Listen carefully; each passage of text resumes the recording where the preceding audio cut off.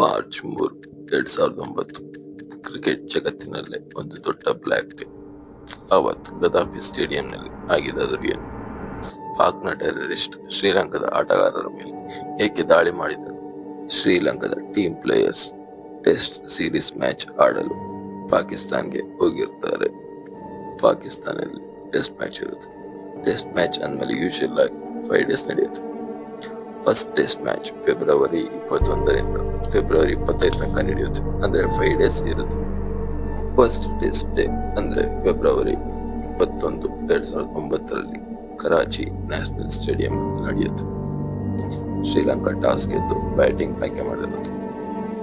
First innings ಅಲ್ಲಿ Sri Lanka 644ಕ್ಕೆ 7 wicket ಕಳ್ಕೊಂಡಿರುತ್ತೆ. ಆಮೇಲೆ declare ಕೊಡ್ತಾರೆ.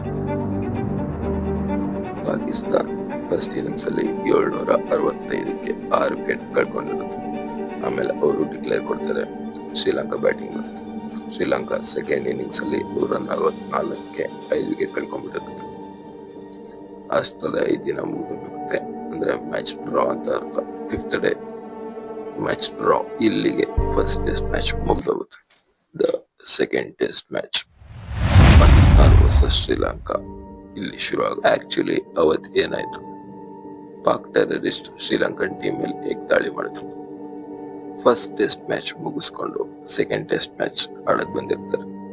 ಸೆಕೆಂಡ್ ಟೆಸ್ಟ್ ಮ್ಯಾಚ್ ಮಾರ್ಚ್ 1, 2009ರಿಂದ ಮಾರ್ಚ್ 5, 2009 ತನಕ ಇರುತ್ತೆ. ಅದು ಗದಾಫಿ ಸ್ಟೇಡಿಯಂ ಲಾಹೋರ್ ಅಲ್ಲಿ ವೆನ್ಯೂ ಆಗಿರ್ತಾರೆ. ಆಕ್ಚುಲಿ ಅವತ್ತು ಏನಾಯ್ತು? ಶ್ರೀಲಂಕನ್ ಪ್ಲೇಯರ್ಸ್ ಎಲ್ಲ ಪ್ರಾಕ್ಟೀಸ್ ಸೆಷನ್ ಮುಗಿಸ್ಕೊಂಡು ಪ್ರಿಪೇರ್ ಆಗಿ ಬಂದಿರ್ತಾರೆ ಸೆಕೆಂಡ್ ಟೆಸ್ಟ್ ಮ್ಯಾಚ್ ಆಡೋದು. ಅದೇ ತರ ಪಾಕ್ ಟೀಮ್ ಬಂದಿರುತ್ತೆ.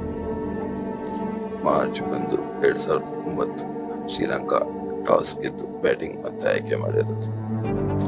ಶ್ರೀಲಂಕಾ ಫಸ್ಟ್ ಇನ್ನಿಂಗ್ಸ್ ಅಲ್ಲಿ 606 ರನ್ಸ್ ಹೊಡೆದಿ 10 ವಿಕೆಟ್ ಕಳ್ಕೊಂಡಿರುತ್ತೆ. Next Pakistan batting. First innings ಅಲ್ಲಿ 110ಕ್ಕೆ 1 ವಿಕೆಟ್ ಕಳ್ಕೊಂಡು ಹೋಗಿರ್ತಾರೆ. ಇವೆಲ್ಲ ಆಗಿದೆ 2 ದಿನ. ಅಂದ್ರೆ ಮಾರ್ಚ್ 1 ಅಂಡ್ ಮಾರ್ಚ್ 2 ಅಷ್ಟರಲ್ಲಿ ಇಷ್ಟ ಆಗಿರುತ್ತೆ. ಮಾರ್ಚ್ 3 ಏನಾಯ್ತು? ಪಾಕಿಸ್ತಾನ್ ಟೆರರಿಸ್ಟ್ ಶ್ರೀಲಂಕಾದ ಮೇಲೆ ಹೇಗೆ ಅಟ್ಯಾಕ್ ಮಾಡಿತು? ಮಾರ್ಚ್ 3, 2009 ಅವತ್ತು ಶ್ರೀಲಂಕಾ ಟೀಮ್ ಬಸ್ ಬೆಳಿಗ್ಗೆ 7:40ಕ್ಕೆ ಹೋಟೆಲ್ ಹತ್ರ ಅರೈವ್ ಆಗಿರುತ್ತೆ. ಸುಮಾರು 8 ಗಂಟೆ ಅನ್ನೋಷ್ಟರಲ್ಲಿ ಟೀಮ್ ಪ್ಲೇಯರ್ಸ್ ಮ್ಯಾನೇಜ್ಮೆಂಟ್ ಎಲ್ಲ ಬಂದು ಟೀಮ್ ಬಸ್ ಅಲ್ಲಿ ಇರ್ತಾರೆ. 8 ಗಂಟೆಗೆ ಅಲ್ಲಿಂದ ಬಸ್ ಕರೆಕ್ಟ್ ಆಗಿ ಬಿಡುತ್ತೆ. ಡ್ರೈವರ್ ಹೆಸರು ಮೊಹಮ್ಮದ್ ಖಲೀಲ್. ಹೋಟೆಲ್ ಇಂದ ಗದಾಫಿ ಸ್ಟೇಡಿಯಂಗೆ ಹೋಗ್ತಿರ್ತಾರೆ. ಅವ್ರ ಫಸ್ಟ್ ಟೆಸ್ಟ್ ಮ್ಯಾಚ್ ಅಲ್ಲಿ ಎಲ್ಲ ಪ್ಲಾನ್ ಹಾಕೊಂಡಿರ್ತಾರೆ. ಹೇಗೆ ಅಟ್ಯಾಕ್ ಮಾಡ್ಬೇಕು, ಎಲ್ಲಿ ಅಟ್ಯಾಕ್ ಮಾಡ್ಬೇಕು. ಬಸ್ ಇಂದ ಹೋಗ್ತಾ ಇರ್ಬೇಕಾದ್ರೆ ಒಂದ್ ಬೆದರಿಕೆ ಬರುತ್ತೆ ಡ್ರೈವರ್ಗೆ. ಟೆರರಿಸ್ಟ್ ಬೈಕಲ್ಲ ಕಾಲಲ್ಲ ಒಂದ್ ಬೆದರಿಕೆ ಹಾಕ್ತಾರೆ. ಬಸ್ ನ ಸ್ಟಾಪ್ ಮಾಡಿ, ಅಂದ್ರೆ ಶ್ರೀಲಂಕಾ ಪ್ಲೇಯರ್ಸ್ ಮೇಲೆ ಅಟ್ಯಾಕ್ ಮಾಡ್ಬೇಕು ಅಂತ ಒಂದು ಬೆದರಿಕೆ ಬರುತ್ತೆ. ಡ್ರೈವರ್ ಗೊತ್ತಾಗುತ್ತೆ ಅದು ಟೆರರಿಸ್ಟ್ ಅಂತ. ಅವನ್ ಬಸ್ ನಿಲ್ಸಲ್ಲ. ಅವನ್ ಹೋಟೆಲ್ ಇಂದ ಸ್ಟೇಡಿಯಂ ಹೋಗ್ಬೇಕಾದ್ರೆ ಒಂದು ಲಿಬರ್ಟಿ ಸ್ಕ್ವೇರ್ ಸ್ಟೇಟ್ ಅಂತ ಇರುತ್ತೆ. ಆ ಲಿಬರ್ಟಿ ಸ್ಕ್ವೇರ್ ಅನ್ನೋ ಒಂದು ಜಾಗದಿಂದ ಸ್ಟೇಡಿಯಂಗೆ ಸುಮಾರು 500 ಮೀಟರ್, ಅಂದ್ರೆ ಅರ್ಧ ಕಿಲೋಮೀಟರ್ ಅಷ್ಟೇ ಅಲ್ಲಿಗೆ ರೀಚ್ ಆಗಕ್ಕೆ. ಅಲ್ಲಿಂದ ಸುಮಾರು, ಅಂದ್ರೆ ಅಫಿಷಿಯಲ್ ಇನ್ವೆಸ್ಟಿಗೇಷನ್ ಪ್ರಕಾರ 12 ಜನ, ಅಂದ್ರೆ 12 ಟೆರರಿಸ್ಟ್ ಕಾಯ್ತಾರೆ ಶ್ರೀಲಂಕಾ ಬಸ್ಗೆ ಅಟ್ಯಾಕ್ ಮಾಡಕ್ಕೆ. ಟೆರರಿಸ್ಟ್ ಫಸ್ಟ್ ಬಸ್ ಡ್ರೈವರ್ಗೆ ವಾರ್ನ್ ಮಾಡ್ತಾರೆ. ಬಸ್ ಡ್ರೈವರ್ ಬಸ್ ನಿಲ್ಸಲ್ಲ, ಹಂಗೆ ಪಾಸ್ ಆಗ್ಬಿಡ್ತಾನೆ. ಡೈರೆಕ್ಟ್ ಸ್ಟೇಡಿಯಂ ಮುಂದೆನೆ ನಿಲ್ಲಿಸ್ತಾನೆ. ಯಾಕಂದ್ರೆ ಅಲ್ಲಿ ಸೆಕ್ಯೂರಿಟಿ ಇರುತ್ತೆ. ಪಾಕಿಸ್ತಾನ್ ಟೆರರಿಸ್ಟ್ ಬಸ್ಗೆಲ್ಲ ಶೂಟ್ ಮಾಡ್ಬಿಡ್ತಾರೆ. 1-2-3 ಬುಲೆಟ್ ಫ್ರಂಟ್ ಗ್ಲಾಸ್ಗೆ ಬ್ಯಾಕ್ ಗ್ಲಾಸ್ಗೆಲ್ಲ ಶೂಟ್ ಮಾಡ್ಬಿಡ್ತಾರೆ. ಅವ್ನು ಪಾಸ್ ಆಗ್ಬಿಟ್ಟು ಡೈರೆಕ್ಟ್ ಸ್ಟೇಡಿಯಂ ಮುಂದೆ ನಿಲ್ಲಿಸ್ತಾನೆ ಬಸ್ನ. ಅದಕ್ಕೋಸ್ಕರ ಅವ್ನು 1-2 ಅವಾರ್ಡ್ ಸಿಗುತ್ತೆ. ಬ್ರೇವ್ರಿ ಅವಾರ್ಡು ಅಂತ ಒಂದು ಅವಾರ್ಡ್ ಸಿಗುತ್ತೆ ಬಸ್ ಡ್ರೈವರ್ಗೆ. ಶ್ರೀಲಂಕಾ ಬಸ್ ಟೀಮ್ ಹಿಂದೆನೆ ಇನ್ನೊಂದು ಬಸ್ ಇರುತ್ತೆ, ಮಿನಿ ಬಸ್. ಆ ಬಸ್ ಅಲ್ಲಿ ಅಂಪೈರ್ಸ್, ರೆಫ್ರಿ ಎಲ್ಲ ಇರ್ತಾರೆ. ಆ ಟೆರರಿಸ್ಟ್ ಹತ್ರ AK-47 ಗ್ರಾನೇಡ್ಸ್, ಬಾಂಬ್ಸ್ ಇರುತ್ತೆ. ಶ್ರೀಲಂಕಾ ಟೀಮ್ ಬಸ್ ಪಾಸ್ ಆಗ್ಬಿಟ್ಟಿರುತ್ತೆ. ನಿಲ್ಸು ಅಂದ್ರೂ ನಿಲ್ಸಲ್ಲ ಡ್ರೈವರ್. ಅದಕ್ಕೆ ಟೆರರಿಸ್ಟ್ ಮಿನಿ ಬಸ್ಗೆ ಅಟ್ಯಾಕ್ ಮಾಡ್ಬಿಡ್ತಾರೆ. ಡ್ರೈವರ್ ಮೇಲೆಲ್ಲ ಶೂಟ್ ಮಾಡ್ಬಿಡ್ತಾರೆ. ಆ ಬಸ್ ಡ್ರೈವರ್ 1-2 ಬುಲೆಟ್ ಬೀಳುತ್ತೆ, ಸತ್ತೋಗ್ತಾರೆ ಅಲ್ಲೇ. ಅಲ್ಲಿಂದ ಹೆಂಗೋ ಸ್ಟೇಡಿಯಂ ಹತ್ರ ಬರ್ತಾರೆ ಬಸ್. ಅಲ್ಲಿ ಅಟ್ಯಾಕ್ ನ ಕಂಟ್ರೋಲ್ ಮಾಡಕ್ಕೆ, ಸೇಫ್ಟಿ ಮಾಡಕ್ಕೆ ಅಂತ ಪೊಲೀಸ್ ಎಲ್ಲ ಅಡ್ಡ ಬರ್ತಾರೆ.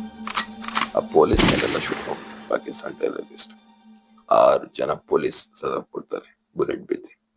ಮತ್ತೆ 2 ಸಿವಿಲಿಯನ್ಸ್ ಅಂದ್ರೆ ನಾರ್ಮಲ್ ಪೀಪಲ್ ಸತ್ತೋಗ್ತಾರೆ ಬುಲೆಟ್ ಬಿದ್ಬಿಟ್ಟು. ಶ್ರೀಲಂಕನ್ ಪ್ಲೇಯರ್ಸ್ ಮೇಲೆ ಅಟ್ಯಾಕ್ ಆಗುತ್ತೆ. ಆಗಿನ ಕಾಲದಲ್ಲಿ ಗ್ರೇಟೆಸ್ಟ್ ಆಫ್ ಆಲ್ ಟೈಮ್ ಅಂದ್ರೆ ಕುಮಾರ್ ಸಂಗಕ್ಕರ, ಜಯವರ್ಧನಿಗೆ ಇವರಿಬ್ಬರಿಗೂ ಮೈನರ್ ಇಂಜುರೀಸ್ ಆಗಿರುತ್ತೆ. ಬಟ್ ಅವ್ರ ಪ್ಲೇಯರ್ಸ್ಗೆ ಸಮರವೀರ ಮತ್ತು ತಿರಂಗ ಇವರಿಬ್ಬರಿಗೆ ಬುಲೆಟ್ ಬೀರುತ್ತೆ. ಒಬ್ಬರಿಗೆ ಥೈಸ್ ಮೇಲೆ ಬಿದ್ದರೆ ಇನ್ನೊಬ್ಬರಿಗೆ ಚೆಸ್ಟ್ ಮೇಲೆ ಬಿದ್ದಿರುತ್ತೆ ಬುಲೆಟ್. ಈ ತರ ಟೆರರಿಸ್ಟ್ ಅಟ್ಯಾಕ್ ಮಾಡಿದ್ದಾರೆ ಅಂತ ಗೊತ್ತಾಗಿದ ತಕ್ಷಣ ಪಾಕ್ನ ಗವರ್ಮೆಂಟ್ ಹೇಗೋ ಇಮಿಡಿಯೇಟ್ ಆಗಿ ಹೆಲಿಕಾಪ್ಟರ್ ಅಡ್ಜಸ್ಟ್ ಮಾಡ್ತಾರೆ. ಗ್ರೌಂಡ್ ಅಲ್ಲೇ ಲ್ಯಾಂಡ್ ಮಾಡಿ ಪ್ಲೇಯರ್ಸ್ನೆಲ್ಲ ಕೊಲಂಬೋಗೆ ಶಿಫ್ಟ್ ಮಾಡ್ಬಿಡ್ತಾರೆ, ಅಲ್ಲಿಂದ ಸೇಫ್ ಮಾಡ್ತಾರೆ. ಈ ಟೆರರಿಸ್ಟ್ ಇಂದ ಶ್ರೀಲಂಕನ್ ಪ್ಲೇಯರ್ಸ್ಗೆ ಏನಾಗಲ್ಲ. ಪಾಕಿಸ್ತಾನ್ ಪೊಲೀಸ್ 6 ಜನ ಮತ್ತು ಪಾಕಿಸ್ತಾನ್ ಸಿವಿಲಿಯನ್ಸ್ 2 ಸತ್ತೋಗ್ತಾರೆ. ಆಗಿನ ಕಾಲದಲ್ಲಿ ಪಾಕಿಸ್ತಾನ್ ಟೆರರಿಸ್ಟ್ ಪೀಕಲ್ಲಿ ಇತ್ತು. ನಮ್ಮ ಇಂಡಿಯಾದಲ್ಲೂ ತಾಜ್ ಹೋಟೆಲ್ ಮೇಲೆ ಅಟ್ಯಾಕ್ ಆಗಿರುತ್ತೆ. ಅದಕ್ಕೋಸ್ಕರ ಇದುವರೆಗೂ ನಾವು ಇಂಡಿಯಾ ವರ್ಸಸ್ ಪಾಕಿಸ್ತಾನ್ ಮ್ಯಾಚ್ ಆಡಕ್ಕೆ ಪಾಕಿಸ್ತಾನ್ಗೆ ಹೋಗಲ್ಲ. ಪಾಕಿಸ್ತಾನಲ್ಲಿ ಸೇಫ್ಟಿ ಅಫೋರ್ಡ್ ಮಾಡಲ್ಲ, ಯಾವಾಗ ಏನಾಗುತ್ತೆ ಗೊತ್ತಾಗಲ್ಲ.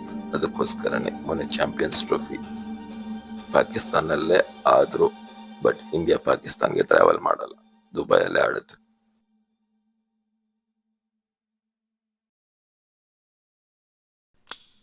ಪಾಕಿಸ್ತಾನ್ ಟೆರರಿಸ್ಟ್ ಶ್ರೀಲಂಕಾ ಮೇಲೆ ಅಟ್ಯಾಕ್ ಮಾಡಿದ್ಮೇಲೆ ಏನಾಯ್ತು? It was about 9 o'clock that 12 of the terrorists, they came probably boarded in a rickshaw. They came to the spot, they were properly masked and they were armed with rocket launchers, they were armed with hand grenades, Kalashnikovs, and they started firing on the Sri Lankan team. We were going to the grounds and we were ambushed on the way and we were very lucky to get away. None of us, if you speak to any of us, I mean the whole members would have said to you that they never thought that they would come alive out of that situation. Democracy of the country is being undermined. Pakistan is under continuous aggression and the foreigners being targeted with the view to bring bad name to the country, and I do not overrule foreign hand in it. Yeah, go on. Hold on. Let me give you a landline. I think this was one of the most tragic incidences in Pakistan's sports history. I think this was one of the worst security failures in Pakistan. The Pakistan government guaranteed the Sri Lankan cricket team that they would provide them security. And to see the type of security provided to the Sri Lankan cricket team was completely shameful. Even one of the army of ministers in Pakistan, most ministers have better security than the one provided to the Sri Lankan team.